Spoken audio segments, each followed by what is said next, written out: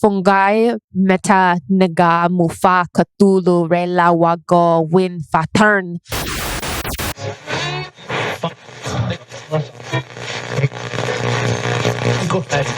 You're listening to a Cult Talk Network podcast. File access granted. Welcome, all you believers, idealists, skeptics, and all those who question the universe around them. I'm Ty. And I'm Bailey. And this is Cult Talks Conspiracy Summer at Sea, our big summer event we're doing here. Yes. It's to make you hashtag question everything before you go into the water. If you go into the water, because after the last couple stories we've heard, I'm done. No, boats, I will stay on the beach. Yeah. No boats, no giant sharks. Nope. Mm-mm. All that stuff. It's all bad. Today, I think, will be no exception to making people question everything before they go into the water. I'm going to try to beat that little tagline out of people's brains because I like repetitiveness. And I like marketable tags. Yes. And that's a marketable tag that I made. Drives the success. Yeah. That's what I do.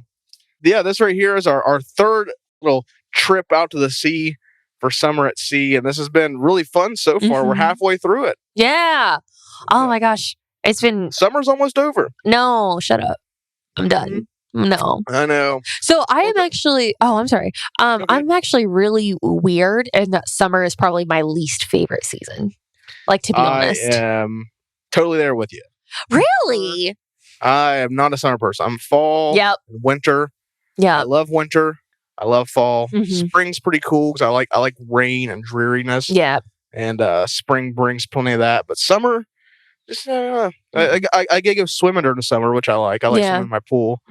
But I like being out in the sun, but I like fall and winter mostly for like the fashion. Because I get really cold really easy. So like the thought of just bundling up, that it's cozy. Like who doesn't want to be cozy? As a bigger guy, I love the quarter seasons. You do layers. Yes. Yeah. So many layers. I love layers. No one even knows that you're overweight when people are just like, oh, he's got a big coat on. Shut up. It's the perfect fashion trend for bigger guys. When I worked at Ralph Lauren, they said that wearing layers, because we all had to wear layers when we worked on the floor, which was so hot in the summertime as well. Because like we'd still have to come in with like sweaters and vests and undershirts and all that. But they told us dressing in layers was like a statement. It was like you're higher class. Look at all the layers I have on. So yeah, you're making a statement. Yeah, because everything I'm not overweight. I just have a thick coat on. That's the statement. Yeah, we're talking about something pretty big today. Speaking of, oh yeah, that's a big one. This is one of my favorite things. Like it's like when I was in high school and I first heard about this. It just sparked my imagination. It's been something I've always just loved reading about. There's surprisingly not much information out there about it. Like it was kind of hard to research because there's just like a few little articles and that's about it. There's not any really deep dives into it. Not really. A lot of stuff's purely speculative. You have some very uninspiring official statements. But other than that, it's not that much to find on it. So I just did my best to try to get as much as I could because I want this to at least be a deep dive into it because I was surprised and disappointed in the lack of there being a real nice deep dive. So it's funny you said here's our opportunity to do it. Yes, it's funny you said deep dive. Like right as I was thinking, like someone should go down there. Someone needs to go down there. Get a team. It's very interesting. We'll talk about it here. Like there's some really cool stuff I was able to dredge up from the bottom that I think is going to be really interesting. I'm sure there's at least a couple things that people haven't heard. You know, you find like small videos, and I think TikTok is pretty popular subject on TikTok as well. Oh, really? So you'll find things like this where, just short 90-second bite-sized content. And that obviously isn't what Cult Talk Conspiracy is. We're, hour plus.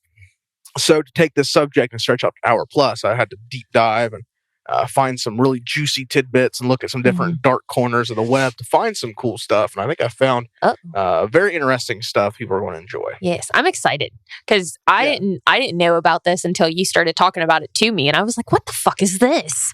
Yeah, and then it scared the shit out of me. So I'm so excited for everyone else to question everything before they go into the water, like I have been doing for years. This is file 022, which is crazy as well. Over 20 episodes we've been doing this. It's wild. Our little baby podcast has grown so much, guys. It's going. We got a lot more in store. We're about to reach our year mark here. I know. That's crazy. That's absolutely nuts. It's nuts. That's something that's just came out of nowhere. It's like it's already here. It's wild. That's crazy. And it's during the same time as my birthday too, because we released CTC like on my birthday weekend. So I was here's my gift to the world. So without further ado, are you ready to dive into file 022? The droning deep echoes from the edge of the abyss.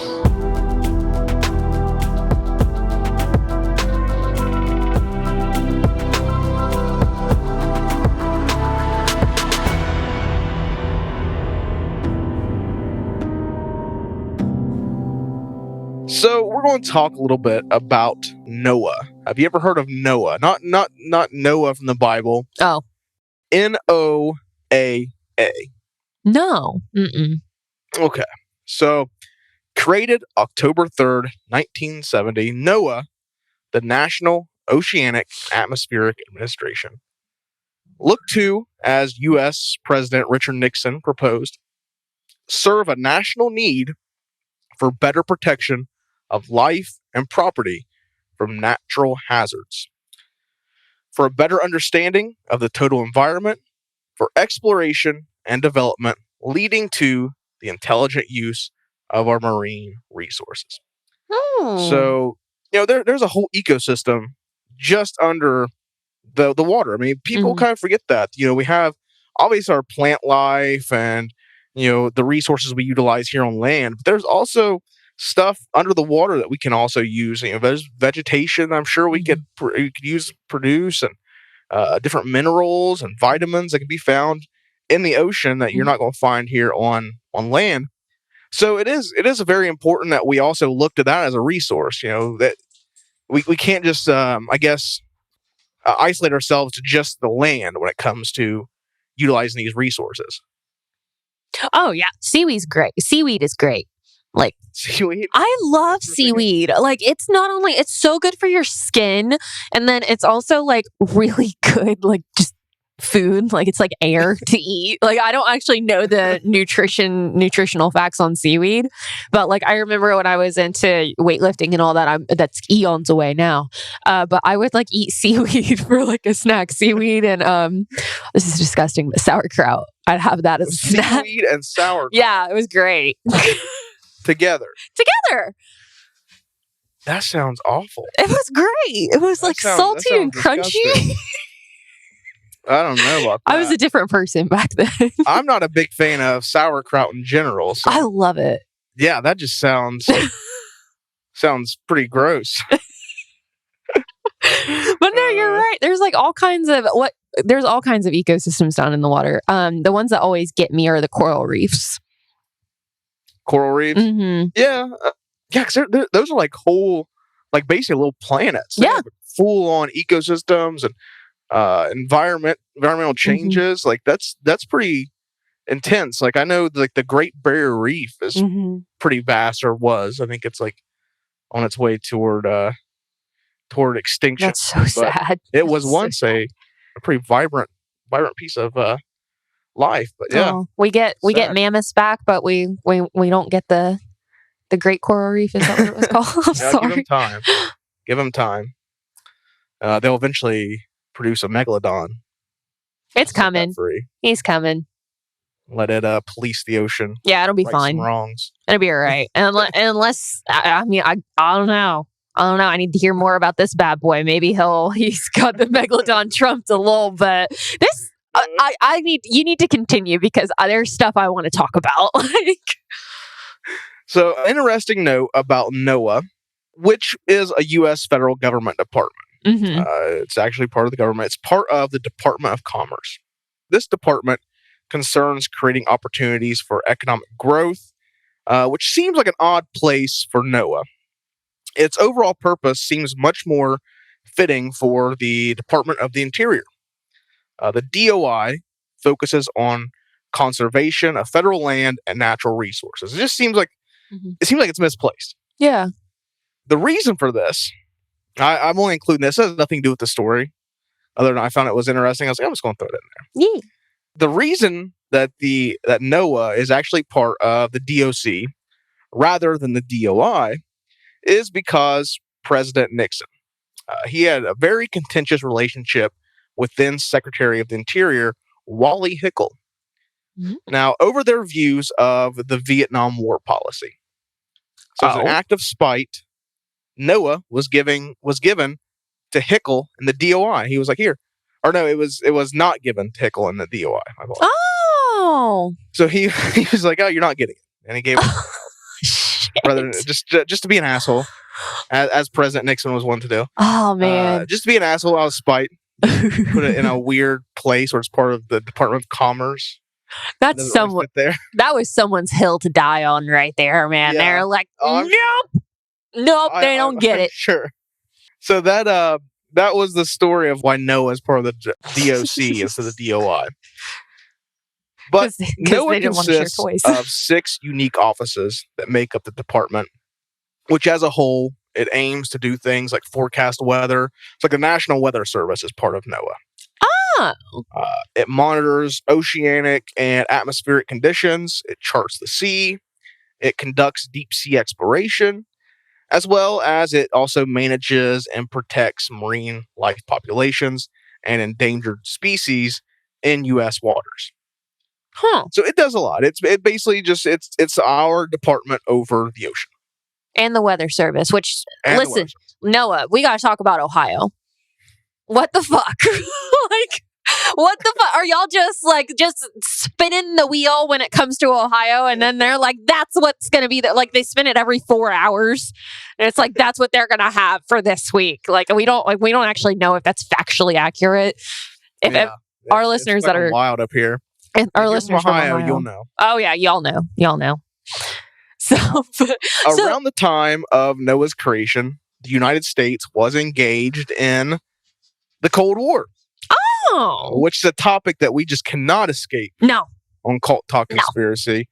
No. I haven't went back and counted, but I'm pretty sure there is a very large percentage of our episodes that at least some way are threaded into the Cold War. It's like every other at this point. Oh, basically. I mean, every other, it's probably more. There's probably back-to-back episodes that in some way touch on the Cold War. Now, during that time, a big concern was the possible presence of enemy submarines patrolling the waters around our country with potentially nuclear capabilities. Right. This spurred the United States Navy to employ sophisticated underwater microphones. These were known as hydrophones. So they're not like our microphones. Mm-hmm. They're for underwater. And this array was known as SOSUS, the Sound Surveillance System. Now, hydrophones are microphones that have been specially designed to match the acoustic impedance of water. And this technology did serve its purpose during its time. However, as the Cold War came to an end, there was less of a need for the United States Navy to monitor these systems. Long considered to be an open secret by the United States government, it was officially declassified in 1991. So SOSUS at this time, NOAA was granted access to these vast hydrophonic arrays. Declassified is such a beautiful word. Yeah, I love when I hear declassified files, released files. I'm like, what? I used to get that way until it's like, oh, it's declassified. And you go look at it, it's all redacted. So it's like, shit, yeah. Oh, this is, yeah. So you'll get like, oh, wow, declassified file. And you get all excited. And you go bring it up and it's just blocks of black text. Yeah, it's like big black text, big black Yeah. text. Like you get to know the title and the author, and even then it's like the author's first name and last initial. There is not much. Yeah, I used to be the same way, because I mean, they a few years back they like declassified these like Bigfoot and files they had, and I got super excited about them. I like went and like downloaded them that day. Oh gosh! And I like went home. I like looked through them, and it was just a bunch of bullshit. Yeah, it was some random guy. Like it was not even like any in-depth stuff. I was very disappointed. No. So NOAA was granted access to the hydrophonic arrays, and their intent was to use this to detect and monitor volcanic activity. You know, these things are in the water. They could use these to monitor seismic activity, you know, rumblings under the crust, all that stuff. And SOSUS became underwater surveillance. Undersea surveillance is what it became known as. And it was designated as either Undersea Surveillance Atlantic or Undersea Surveillance Pacific, depending on which ocean they were using when they surveilled. Because there was these arrays on both sides of the United States. In 1997, using the Pacific Array, so Undersea Surveillance Pacific, which had hydrophones located 3,219 kilometers apart. So every 3,219 kilometers, there was a new hydrophone. And it was laid out like that all across the array. And they were listening for volcanic activity in the southern Pacific Ocean. Now, on this seemingly routine operation, they would hear, for nearly 60 seconds, one of the most mysterious undersea sounds ever heard. And it was called the bloop. So here is the bloop audio.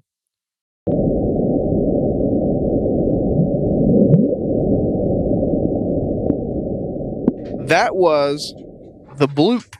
Now, it might sound just like this droning noise. Might not sound much to you or I, because we're not audio people. No. Aside from podcasting. But this sound was actually picked up over 3,000 miles away. Oh, so it wasn't this little bloop. Wasn't just like, it's just something like you heard next to you, like bloop. Oh. No, like this was heard over 3,000 miles. It was picked up on these microphones 3,000 miles in diameter. It was how loud this was. It was the bloop heard across the sea. It was, yeah. The bloop heard across the sea.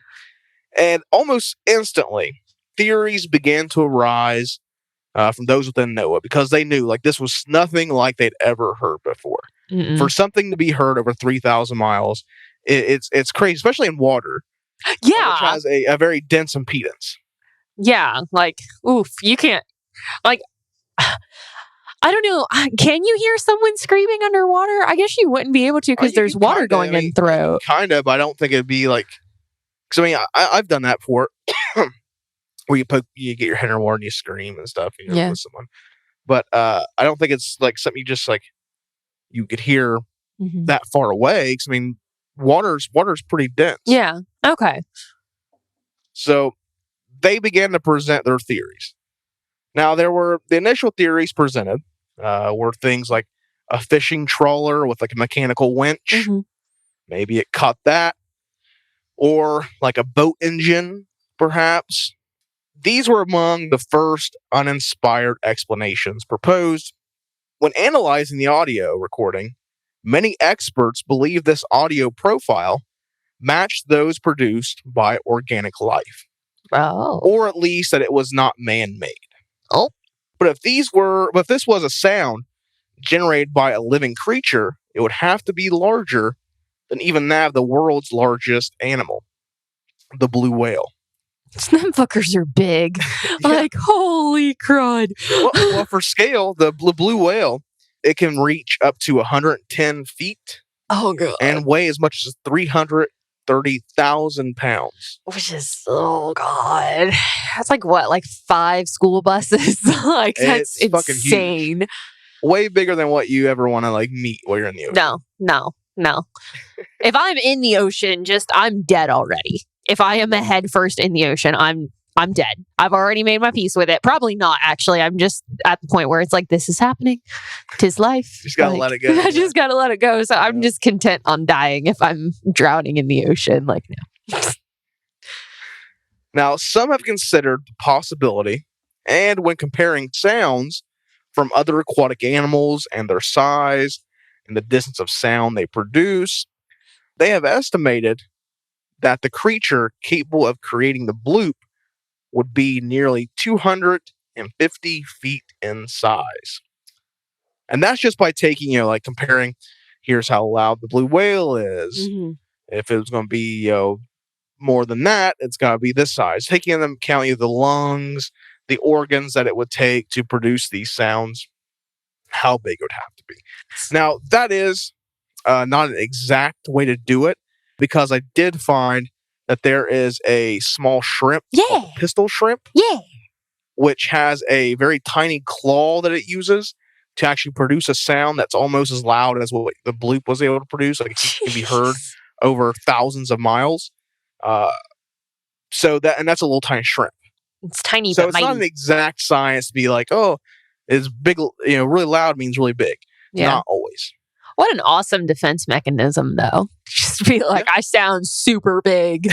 Like, Yeah, because you do, like, in your head. I mean, the first time anyone would hear the bloop, they would immediately think giant kaiju, because it's a big sound, big thing, make big sound. kaiju. Oh, Yeah. awesome. Christopher Fox, a NOAA representative, was interviewed by New Scientist magazine in 2002, which New Scientist magazine sounds like a really fake news, like a fake magazine. Why? Because it has the word new in it?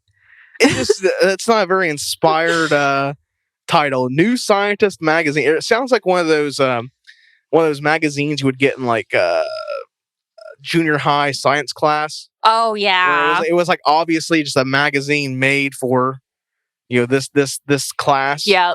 Yeah. It was like 6 pages, Yeah. and that was it. It reminds me of one of those little like generic magazines. Just the little what they'd be booklets. titled. Yeah, the little booklets where it's like, it's obviously just made for this curriculum. It's not a real magazine. He did an interview with New Scientist, and the interviewer, David Woolman, he spoke about the interview, and in the article he put, Fox's hunch is that the sound, nicknamed bloop, is most likely to come from some sort of animal, because its signature is a rapid variation in frequency similar to that of sounds known to be made by marine beasts. There's one crucial difference, however. In 1997, bloop was detected by sensors up to 3,000 miles apart. Mhm. That means it must be far louder than any whale noise or any other animal noise for that matter. It is even remotely possible that some creature bigger than any whale is lurking in the ocean depths, or perhaps more likely something that is much more efficient at making sound.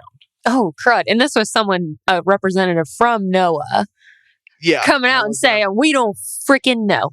Well, so the way that Woolman put it, and I'll play devil's advocate here, because trust me, I want the bloop to be a giant monster, but you got to be, you can't just be saying it's a giant monster without taking everything into account. So I think Woolman, he was definitely writing. He was writing basically following his interview with Fox, and I think he was kind of maybe using certain words to make it sound a little more fantastical. He says marine beasts. Yeah, that caught my attention. Yeah. It's like, what are we talking about? What Fox was saying was it's very likely that this is an animal because of the way the sound is, the audio profile looks. But I think what Woolman puts the end of his thing, that if not bigger, more efficient. We talk about the pistol shrimp, which is efficient at making a loud sound. Yeah. Okay, I see that. Okay. So I think that's what he's saying, is that this definitely sounds like an organic sound, but he's not saying this is a giant monster right off the bat. I mean, he may be implying that, but I don't think Fox is saying definitively this is a giant monster. He thinks it's a marine beast. That's why he put that in there. That is a very eloquently written way of saying sea monster. And this spurred a lot of people who read it to think that was Noah's official statement, that Noah was admitting the existence of a massive, unknown terrestrial organism roaming the oceans. I love it when Reddit gets excited. This is not the official statement by Noah. Although not identical, while tracking an iceberg known as Alpha 53A in 2008, hydrophones 3,100 miles away recorded a cryogenic sound generated as the iceberg disintegrated. Cryogenic is the behavior of material at very low temperatures. Mm-hmm. So basically, they picked up the sound of the iceberg, disintegrating. Oh, yeah. Like falling into the water. Yeah, because have you ever put a ice cube in warm water? Yeah. You can kind of hear it cracking. You can hear it it'll hiss and stuff like that. Mm-hmm. So that's basically what they heard it. The iceberg disintegrating, and they heard that 3,100 miles away.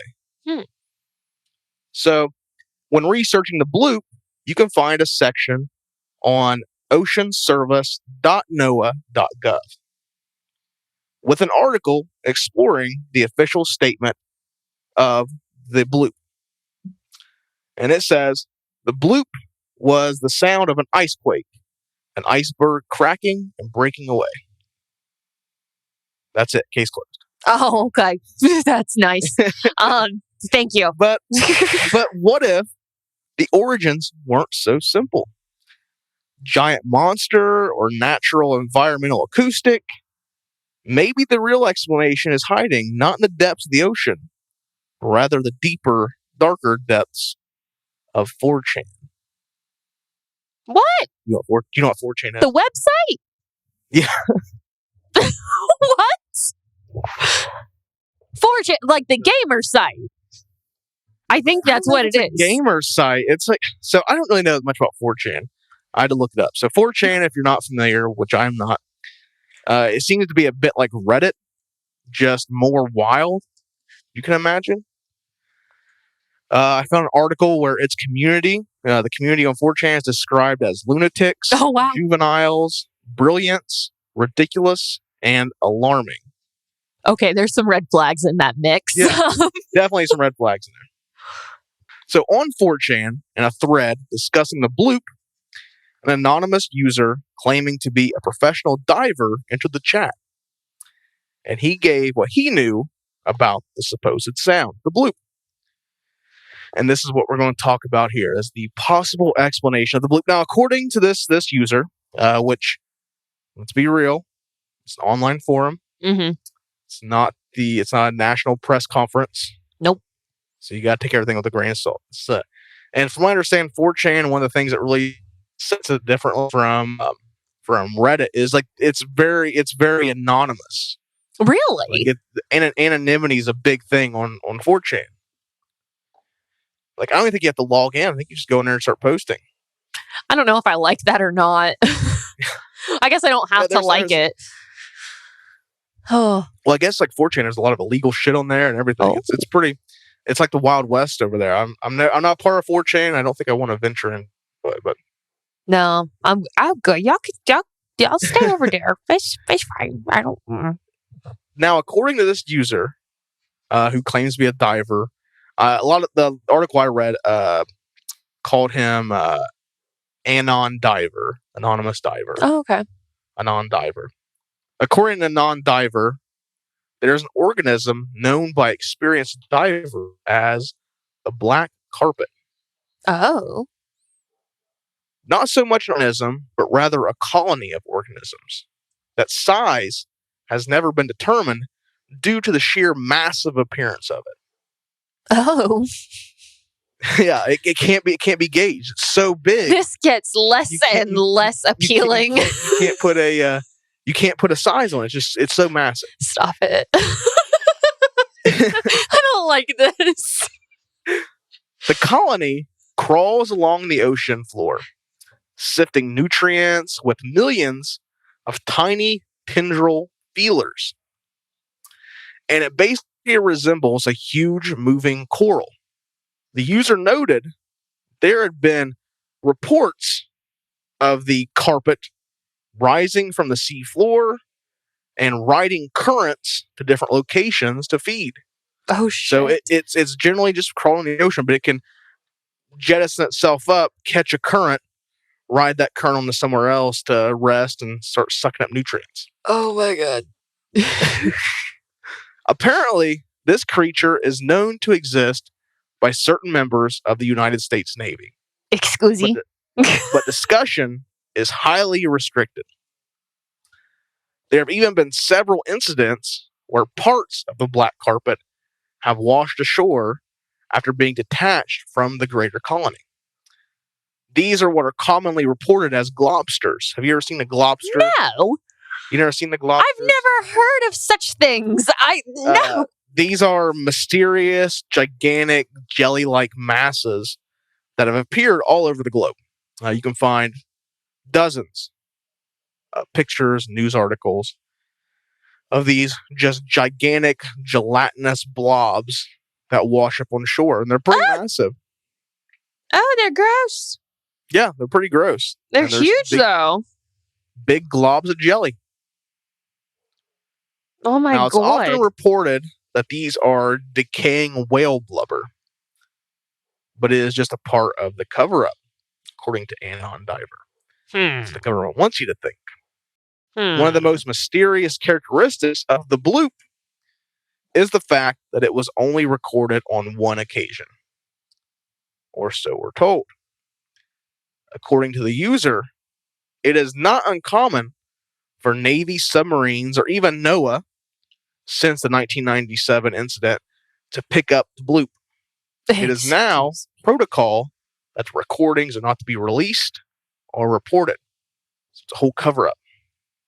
They're just like, there's this new, like, I could just imagine like this new like seaman in the Navy on the submarine that's like, what the fuck is that noise? And then they're like, oh, that's just Bloopy saying hello. Yeah, bloop.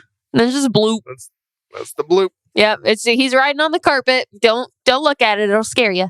I even found it. And also, this Anon Diver, he talked about he had talked to one of his friends who was. Cause I'm assuming this guy's a Navy guy. He doesn't disclose a lot about his background, but he talks a lot about the Navy. And he talks about one of his friends who was actually manning a submersible, a submarine, and they kept picking up this radar signature. It was just massive, ungodly big. They put it. Oh. And the mass was heading right toward them at this crazy speed. Just it didn't make any sense for something this big to be moving as fast as it was. And it turned out to be the black carpet. And they were able to avoid it just barely, but it left a giant gash in the side of the submarine, which, although this thing is just a big mass from what you understand, the black carpet is this giant mass of organisms combined to one. It actually has a solid infrastructure. Oh, no. That was able to damage the submarine. Kind of reminds me of a shield wall. Like, it's just like, it's all of these people like closely in together. And I mean, in that case, Possibly. like they had the shields, but in this case, it could just be like the organism itself that. Yeah, maybe it just like it solidifies when it impacted. I mean, yeah, like that thing's huge. Like, imagine what that thing is like coming at you full force. Like, I bet it could damage quite a bit. Although the Navy is supposedly aware of the black carpet, it is not seen as an immediate threat to national security. But it's kept secret due to its size and that not much of it is actually known about its origin. Now, all of this, though compelling, you kind of got to take it with a grain of salt when you consider its source. Oh, yeah. 4chan. Yeah. It's an internet forum. You can find just about anything on an internet forum. Yes. The bloop has the most been explained away by those who accept the common ice quake theory. Oh, yeah. To others, it still endures as one of the greatest examples of how little we actually know about our own oceans and what may well call it home. Before we set sail onto our next voyage on Summer at Sea, I did want to touch on two other odd aquatic recordings that I find very interesting, and people don't really talk about them enough. Really? Yeah, there's more than the bloop. The bloop is not the only sound ever recorded in the ocean that we can't explain. I'm starting to understand why people don't talk about this very often, Ty. There are literally like a dozen or so of these sounds that are, that we just cannot explain what they are. They're very loud, they're very mysterious, they're very odd. I wanted to pick two that I think are my personal favorites outside the bloop, because the bloop gets all the attention for whatever. Because it's like 3 times the size of a blue whale. Like, jeez, obese. Supposedly. Or the size of a pistol trim. Yeah, Oh, that'd be some shit. The bloop is actually smaller than a pistol shrimp. Yeah. So, that would be some shit right there. 2 years after the bloop, in the eastern Pacific, NOAA recorded another ominously creepy droning growl. On March 1st, 1999, they captured Julia. This is Julia.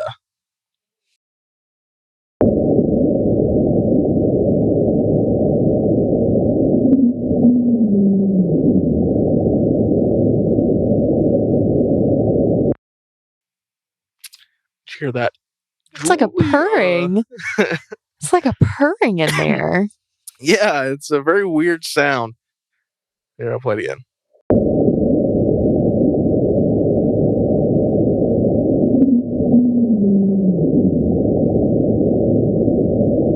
Julia. Oh my gosh. That's what it says there. That's what people think it says.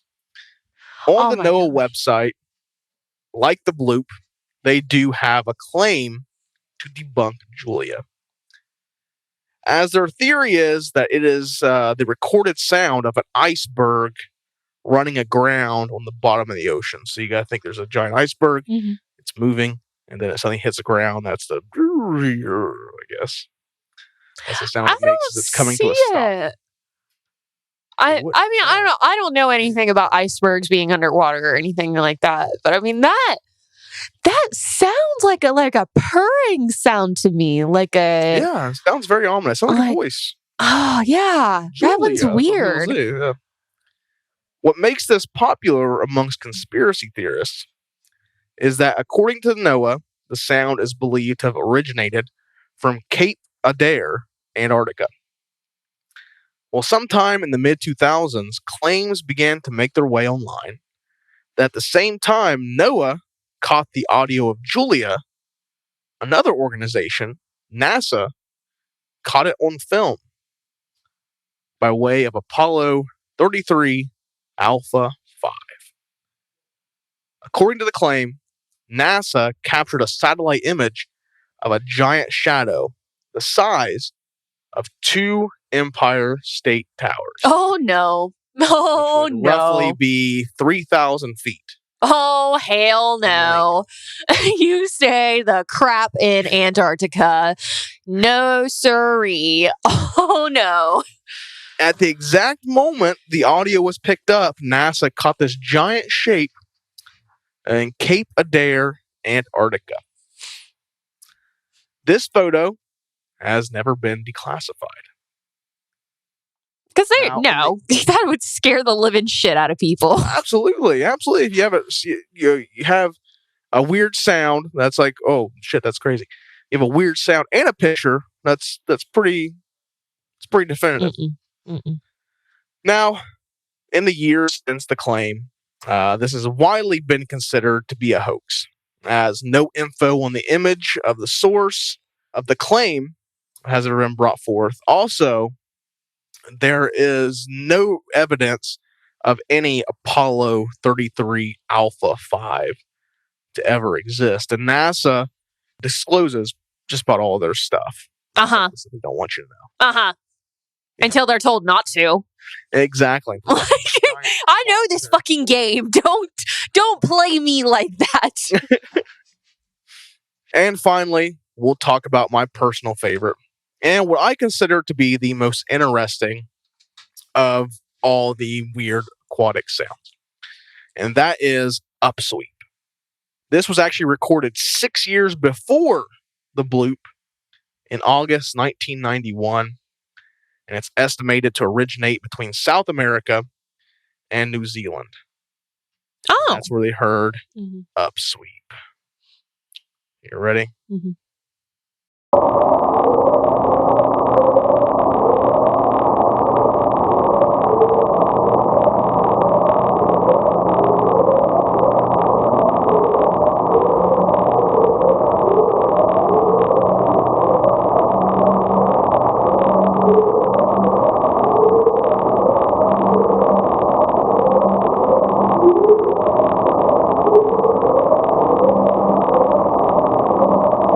What the crap? That was upsweep.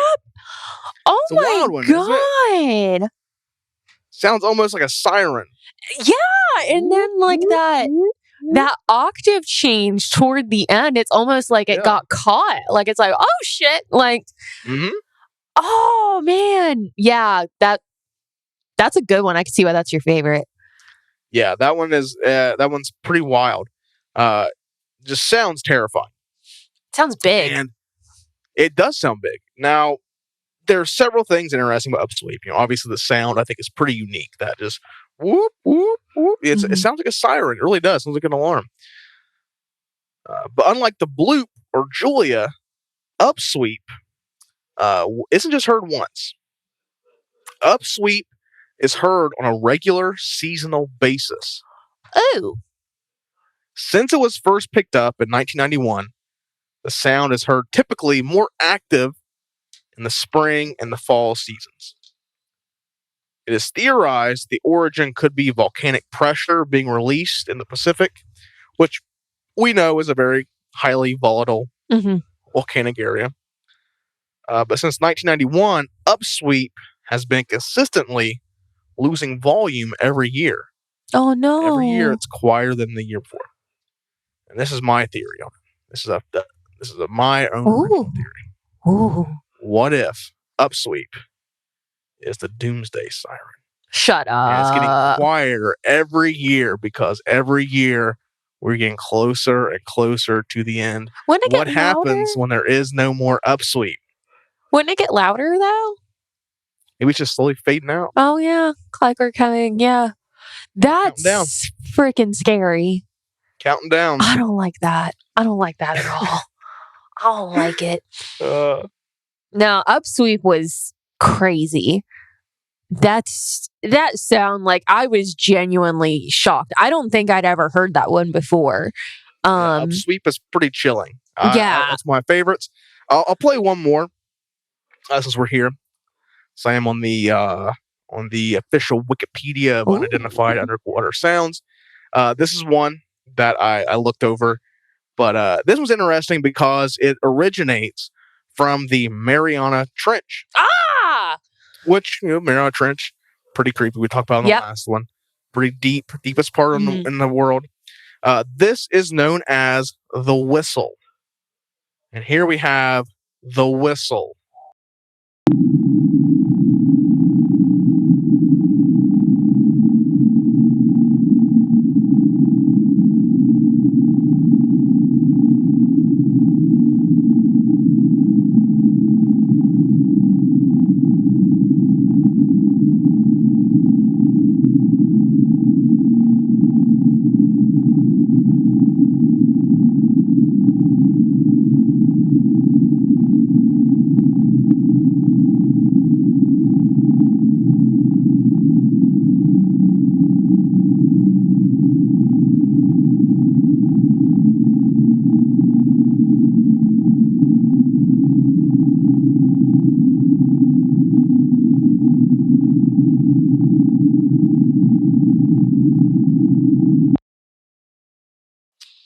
That was the whistle. I can hear something in there.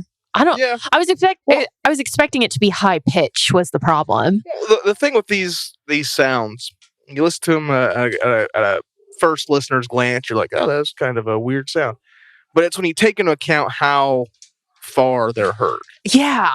That's the most shocking thing about it. Is these things are heard for thousands of miles. Oh my gosh! It's not just something that's right next to you. You hear this noise. It's over 1,000 miles. These sounds are carried. And as we talked about earlier, the impedance of water is pretty dense. these things are pretty mysterious. Now, NOAA and other official organizations do kind of pin these as it's either volcanic or it's ice quakes or icebergs. Those are usually some sort of seismic activity. Those are typically what these get pegged as the official statements. But it's still one of those things that there's no definitive answer on them. You can choose to believe the official statements, or you can question everything and think a little more. But there's no definitive statement on what the bloop is, what upsweep is, what the whistle is, what Julie is, what any of the other dozens of unidentified aquatic sounds are. It's very mysterious. We don't know what all is down the bottom of our ocean. That's crazy. We get a little preview through some hydrophones. Yeah, that's crazy. I did think about the Marianas Trench when we were talking about the black carpet, because remember we talked about how there's parts in the deepest portions. I think it's in. I'm not going to try to think of it.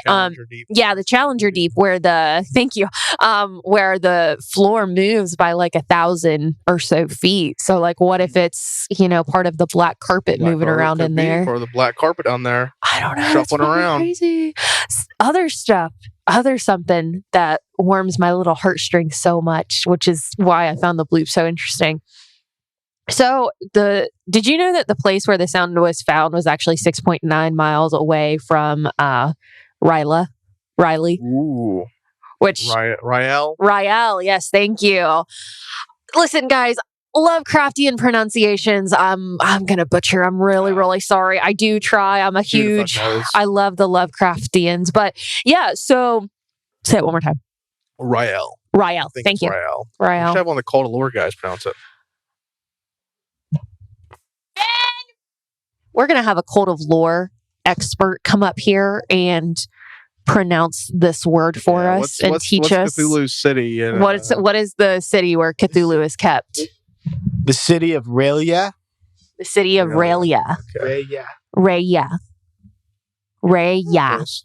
Someone correct us in the comments. There is no wrong way to pronounce the language of the old ones. H.P. Lovecraft himself said that whatever the closest you can come up with through your own human mouth is the correct pronunciation. Right, because humans were never supposed to speak this language. There we go. Right. I love H.P. Lovecraft. Oh, I love it. Thank you, Benjamin from Cult of Lore. There's every third Thursday or Friday. I can't remember. Every first and third Thursday. Every first and third Thursday. Listen, all that matters to me is every other Tuesday in my world. I'm like, that's when I have to have the crap done. But that was where Rhea was where H.P. Lovecraft was said Cthulhu was imprisoned, and they could be called Thulu, Cthulhu. Thulu is my personal favorite pronunciation of Cthulhu. Cthulhu is always pronounced as Cthulhu.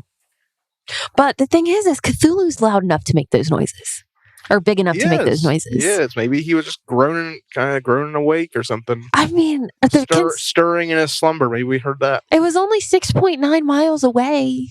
Like it was big. It was big. Yeah, and there's really no definitive location for the bloop or any of these sounds. Really, they just kind of estimate, triangulate. You know what's funny? Oh, I'm sorry. Go ahead. Good. Okay. And I just put this together thinking of the black carpet is actually the city of Rhea was said to be a nightmare corpse city.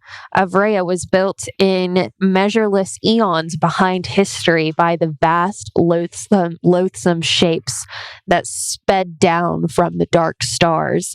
There lay a great Cthulhu and his hordes of hidden green slimy vaults. And that is directly from H.P. Lovecraft, The Call of Cthulhu.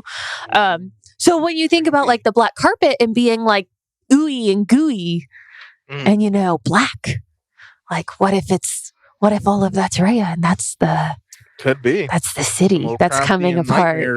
Resting in the bottom of our oceans. Cthulhu and Lovecraftian stuff always a blast to look at. We'll have to find to work him into Cult of Conspiracy at some point. That'd be fun. Oh yeah, because I'm so glad I wrote these down. Because the city was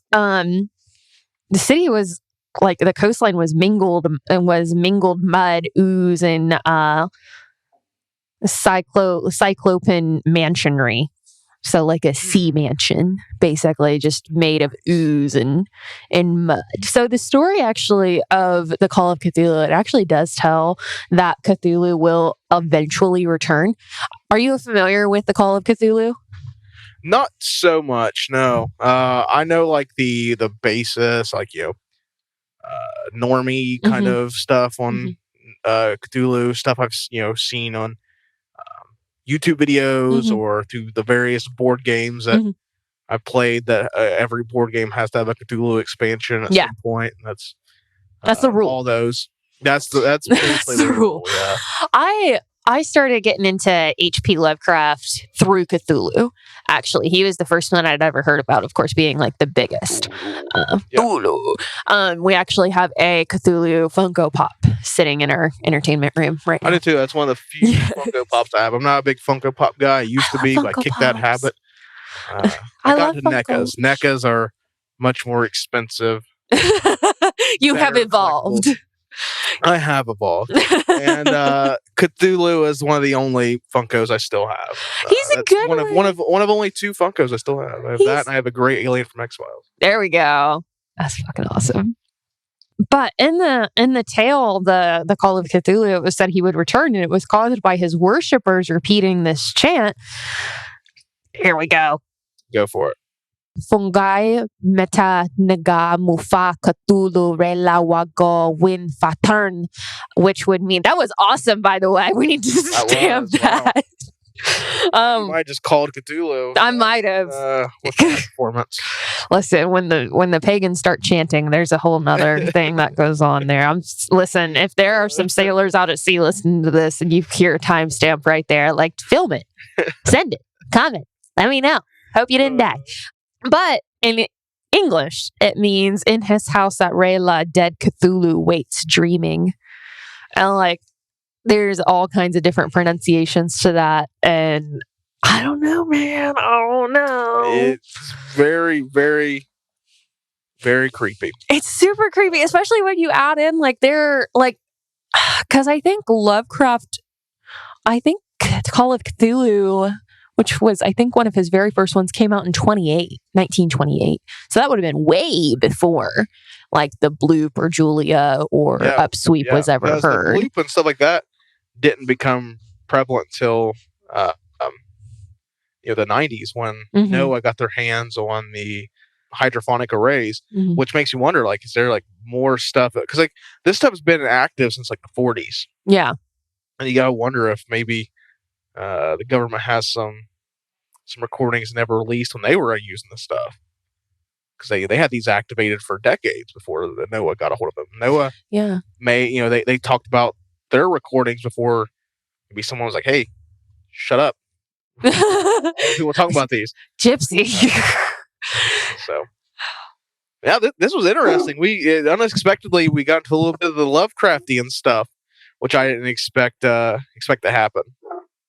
Yeah, I love H.P. Lovecraft. There's been, which I mean is really interesting too. Actually, it's really fun and interesting at the same time, because a lot of like Hollywood and a lot of storytellers, what's his name? Giorgio something. It's not Giorgio. Oh, I can't think of it. He just did like a whole mini series on Netflix that had a lot of H.P. Lovecraft stories in it. God, why can't I think of his name? I know. He's awesome too. I know exactly who it is. I can't think of it. He did Hellboy. Yep. Shape of Water. Yep. He's great. Guillermo del Toro. Yes, right. Thank you. What was up with that? I couldn't think of that for shit. Here's the problem. I couldn't get Giorgio Armani out of my head, and I'm like, it's not a designer. It's not. No, that's not the Italian I need. Damn it! No. I think he's Hispanic. I think del Toro is Hispanic. Oh, I'm sorry. I'm really sorry. Opinions expressed by Bailey do not represent those of Cult Talk Matter or Cult Talk Conspiracy. Listen, listen, all languages are beautiful. I'm sorry if I mix them up from time to time, but they're all beautiful. But But no, I love the fact that more producers and more directors have, kind of taken this Lovecraftian turn, and as well as a lot of writers as well. Del Toro has a huge inspiration Oh my from Lovecraft. gosh, I mean, if you watch any of the Hellboy movies, the Hellboy movies especially are super Lovecraftian esque in their way they have things presented. And I know he's even been like, for one of his dream projects was in the Mouth of Madness, which I don't think he's getting to do. I think there's another director who did the Color Out of Space. Yeah, the guy did that. I'm pretty sure he's doing in the Mouth of Madness, but that's been like one of Del Toro's like dream projects. Oh, where it's always been like on the cusp. Yeah, it was always like on the cusp. Like there would be several times where I think it was announced like certain points people were starring in it, and we're about ready to go into production, and it would just, for whatever reason, not happen. And he just never could get that one off the ground for whatever reason. Oh man, that kind of sucks. I don't know. So The Color Out of Space was one of the first movies that was actually, I think, the first movie Ben ever had me watch that was related to H.P. Lovecraft. And I freaking love it. If you watch, there's like a series of it, basically. It's like The Thing, Color Out of Space, and then The Mouth of Madness is like I heard this from somewhere. No, you're thinking of, what am I thinking of? Carpenter. Oh, John Carpenter has the Apocalypse trilogy, which is The Thing, and The Mouth of Madness, and The Prince of Darkness. Oh, okay. We covered the first part on Cultober last year, and we might be doing the second part of that trilogy, or a second part. We're not doing them chronological, but you might be getting a second part of that trilogy this year in Cultober, perhaps, maybe. I don't know. Maybe the stars will align and you guys can get it. We don't know yet. We'll have to ask the pod gods. Which means we beg to Tyler and Michael. Yeah. But no, that one alone scares the shit out of me. Because, oh my God, can you hear that? What is that? It's a motorcycle that just went down the alley behind my house. That literally scared the fucking crap out of me. I was like, what is happening? Yeah, your little chant worked a little too well. I'm like, oh no, it's coming for me. You did it this time. I really did. The witch done fucked. I fucking told you. You fuck around and you're going to find Cthulhu down there. Like, I told you. It's here. He's here. There we go. So I'm thoroughly convinced that the bloop is Cthulhu. Just so you know. That's a pretty common thing too. Like you'll see a lot of times that people do like artwork, or even like on YouTube, you'll see a lot when people do like bloop videos. They'll have very Cthulhu like themed depictions. That's kind of the similar the common thing people do with their thumbnails and stuff is to Cthulhu theme it, because people just really think that's what it is, or it makes a lot of sense, with the location or the sound, the mysterious nature of it. Maybe it's Cthulhu. I mean, it does make sense, because like where Rayla is, I think it did say it's off of like the Southern Pacific, which was one of the places that the sounds were found. So, I mean, it all matches up. It does. So, that's where that took an interesting turn. I did not expect us to dive into the Cthulhu mythos. I freaking told you. Cult Talk Conspiracy, but here we did it. You go deep enough. You go deep enough, you're going to find them. And we are going deep this summer. Ruh-roh. Cult Talk Conspiracy Summer at Sea. And that was the Droning Deep, and I had a lot of fun doing that one. The bloop, one of my all-time favorite little creepy cryptid thingies. It makes my brain start going in different directions. Oh my God, giant monsters. I love giant monsters. What if giant monsters are real in concept? Fascinating. I'm sure in reality I'd be terrified. Yeah, no. But it's fun to like do those mental gymnastics of what if there is a giant monster down there? Yeah. And what if there is a giant monster? What if our the United States government knows about this whole time? That's even more terrifying, because the United States government is also pretty scary. So you said it. I'm so glad someone else agrees. I'm pretty sure there's a lot of people out there. Yeah, like, oh my gosh. But, Like, their excuse is going to be the same for why they won't release the fact that aliens exist. It'll be... the United States It'll be government, too it'll be much. like this. There'll be a giant thing like out of the ocean, like actively attacking cities, and they'll be like, It's not real. No, Yeah, it isn't all real. It's a hurricane. It's a hurricane. It was It's a hurricane. It was mass There's a hysteria. hurricane. There's a hurricane stepping on and eating people. Don't worry about it. Make sure you pay your taxes. IRS agents are coming for you. But man, that was fun. That was awesome. I'm really enjoying summer at sea. I hope you are too. This is our entire summer. All we're doing is aquatic conspiracy. So we did the Titanic to kick us off. We did the Meg on the last episode, and this week we covered the droning deep, all the mysterious, unnerving sounds that we've picked up on our hydrophonic arrays that we just don't know where they come from. Nope. And what are we doing next, Bailey? What are you doing? Where are you taking us on our summer at sea We're gonna go excursion next? We're gonna go searching again for mysteries of the unknown, and we're gonna go dive deep and look for the lost city of Atlantis. Ooh, that was a dead ringer that you did, Atlantis. That was like, Yeah. that was such an. I was like, man, that's a good one. Oh man. There's so many of these. Like I was even thinking, like, man, I want to do this one. Then it's like, there's next year, and there's like a ton of aquatic ones. There's things I was like, man, I can't believe we didn't do that this year. We really missed the opportunity, but the ocean is just fucking mysterious. And what if there's an entire civilization lost to the ocean? Atlantis. That's such a good one. I'm really excited for that one. I can't wait. It's going to be fun. We're going to talk about all kinds of different stuff. I'm so excited. Oh, I cannot wait for this one. Summer at sea, fantastic. Hashtag question everything before you go into the water. Something I want to announce. This is tomorrow. Make sure you tune in to American Pie Slices, me and Mike's summer event series, because it is the finale, the final episode of American Pie Slices. Woo-hoo! The 6th and final episode of our big summer event. And it has been a fucking blast doing those episodes. You got 6 episodes out of American Pie. Yes, we did. Oh, I'm so proud. That is awesome. I can talk about most anything. That's awesome. For an exorbitant amount of time. To give me the opportunity. I love it. That's exciting.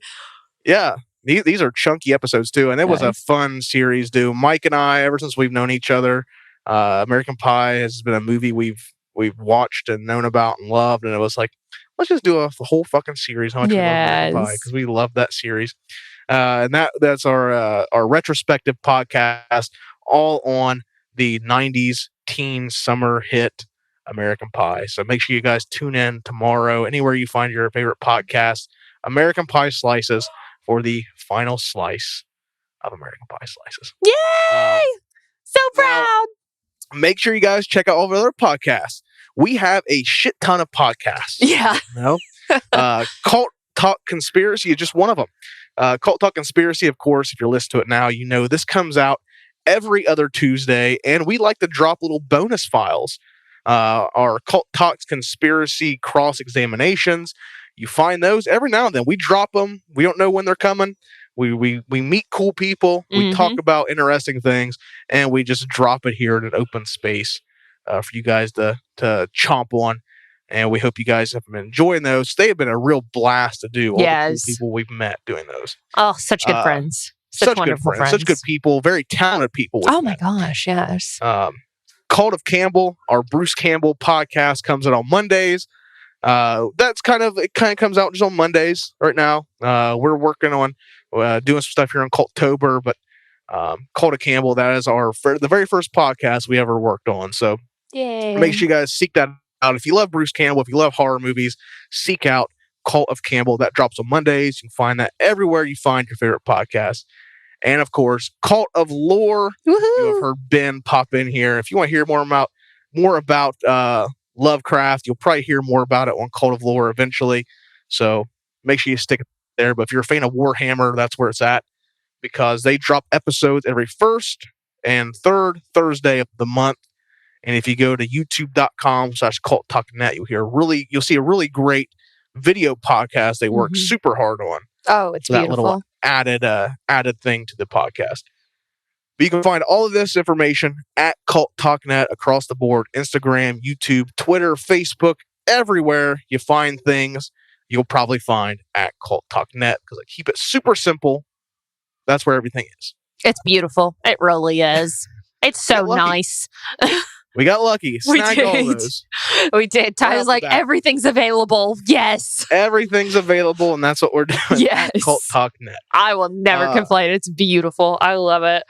We Oh, wanna this hear is what great. you guys think of Cult Talk Conspiracy. So wherever you're listening to this podcast, give us a rating. Let us know, good or bad. We want to hear back from you guys because without listeners, there's no sense in doing a podcast. So if we can improve anywhere, by all means, let us know. We'll work super hard to make it more pleasurable for you to listen to Cult Talks Conspiracy. But until then, I think that does it for our third trip to the ocean for Cult Talks Conspiracy, Summer at Sea. And next week, our next episode in 2 weeks, we are taking a special voyage to Atlantis. And that's going to be a trip you won't forget, I'm sure. Ooh. But until then, make sure you hashtag question everything before you go back in the water. I've been Ty. I've been Bailey. Question Everything.